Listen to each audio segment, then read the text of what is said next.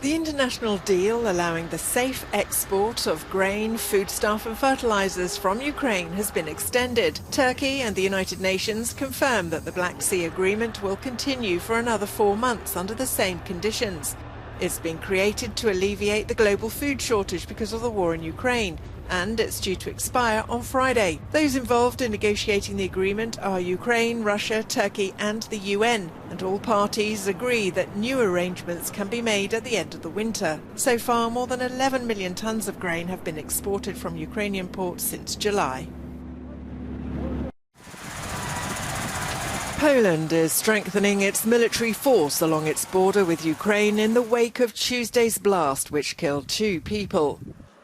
Although NATO says the evidence points to the likelihood the explosion was caused by a missile from Ukraine's air defences, Poland's response reflects the fear of Russia's war in Ukraine spreading. In their latest debate, UN Security Council members underlined the need to prevent escalation. The risks of potentially catastrophic spillover remain all too real. Yesterday's incident in Poland near the Ukrainian border was a frightening reminder of the absolute need to prevent any further escalation. There are several risks for the countries bordering Ukraine. One of stray missiles, another of a deliberate strike on a NATO member, triggering a direct conflict between the alliance and Russia, and a third, economic. People have been killed on Polish territory, which means that if there is a war in neighbouring countries, even your own is not safe. During yesterday's bombing, the gas supply was interrupted from Ukraine towards Hungary. Ukraine's President Volodymyr Zelensky remains convinced that the missile was not Ukrainian and is requesting immediate access to the site to establish what he says, all the details, every fact. Meanwhile, Moscow has denied targeting missiles anywhere within 35 kilometres of the Ukraine-Poland border and accuses Ukraine of trying to escalate the war. The aftermath of Tuesday's massive wave of Russian airstrikes. The attacks across Ukraine hit both critical energy infrastructure and residential areas. The local governor in Lviv province says that though power is back up for around 95% of the province, only 30% of consumers can use electricity at the same time due to capacity limits. We heard both explosions. The first explosion happened when we were in a shelter. I grabbed my children. The second explosion was very powerful. The house was shaking. I was worried it was happening in our backyard because we could hear the explosions. In the capital, Kyiv, at least one person was killed in the bombardment and electricity cut off to thousands of homes. Russia's President Vladimir Putin has been accused of trying to freeze Ukraine into submission after failing to take it by force. As winter approaches, Ukraine's military advances are slowing.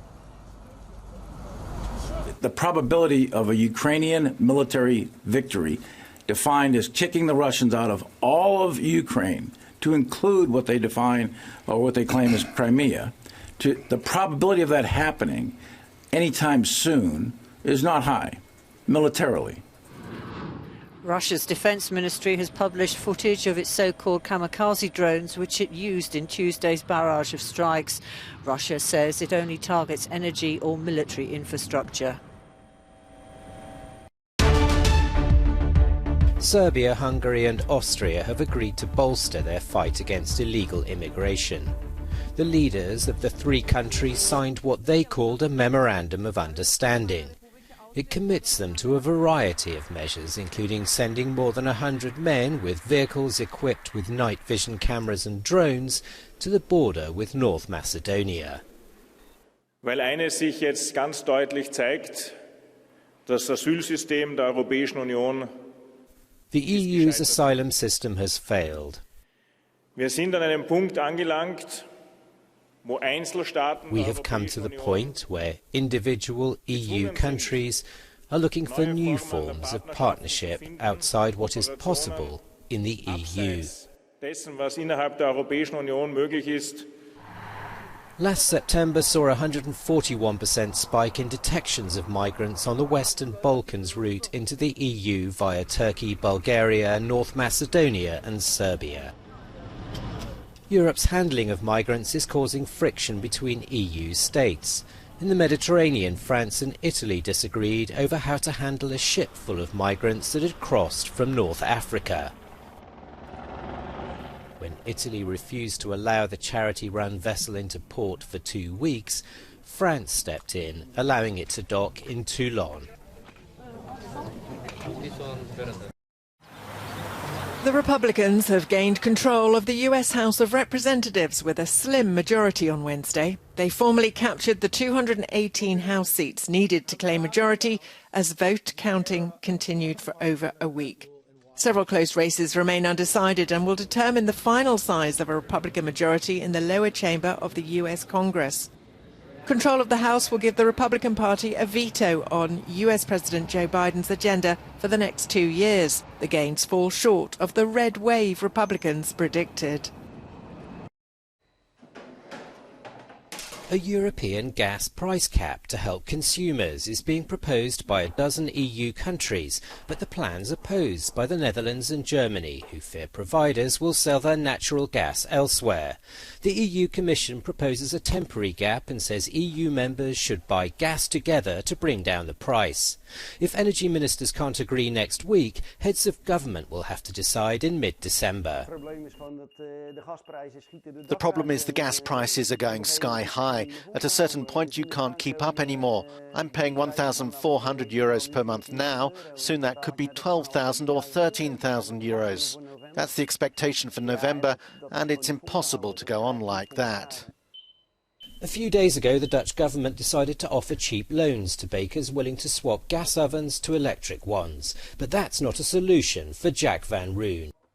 Of course it's possible to switch to electricity, but there's a waiting time for cables of 2.5 years.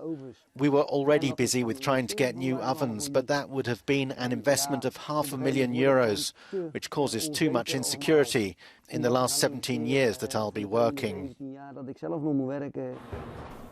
To avoid energy-dependent businesses like Jack shutting down, the European Union could again step up support for gas and electricity consumers. Since the start of the energy crisis, almost €600 billion has been allocated across EU countries to shield customers and businesses from the rising energy costs. Europe's bakers are working up a sweat. The rising production costs are becoming a nightmare, whether it's the local family bakery around the corner or the huge industrial bakery. Skyrocketing bills are an existential threat. The energy crisis is hitting Europe's bakeries hard. Watch Euronews Witness report on the struggling bakers in Romania, Italy and the Netherlands in full this Thursday at 9:45 CET and all weekend. The audience. Every year, thousands of teenagers from across Europe watch 3 nominated films and select a winner for the Young Audience Award. It's an official category of the European Film Awards, which will be held in Reykjavik on the 10th of December, rewarding the best of European cinema. The winner this year is Animal, directed by Cyril Dion, a French writer, director and environmental activist. We invite young people between 12 and 14-year-olds to watch 3 nominated films, 3 different films from over Europe, and Cyril Dion's film Animal was one of them. They watch the films, they meet in advance to the day of the Young Audience Award, and then on one day, a month before the other European Film Awards, the young people of Europe already vote about their favorite film, and this is the Young Audience Award. This is like the most incredible encounter. In Animal, Cyril Dion and 2 teenagers, Bella and Fipulan, meet with scientists and activists from around the world in search of an alternative way of living alongside other species as cohabitants rather than predators. The winner was chosen by young jurors in 42 European countries, watching the films online, as well as over 60 movie theatres in more than 70 European cities. It's a project that has grown, especially also in the time that screenings were only possible online.